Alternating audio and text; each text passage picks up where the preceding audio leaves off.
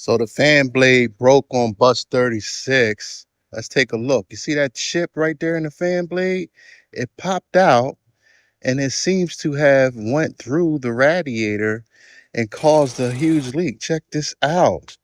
It's just leaking like crazy. It's filling up the whole bucket down there.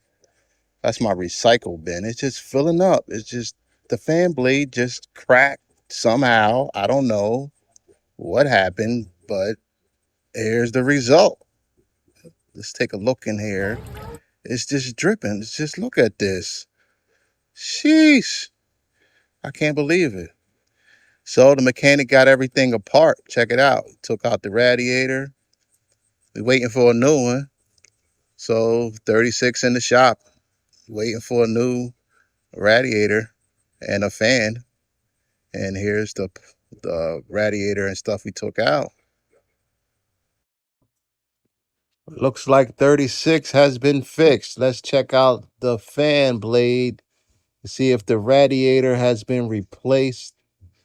Looks like it's getting serviced right now. I see some oil changes going on here.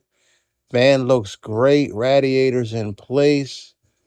Look like she's ready for oil.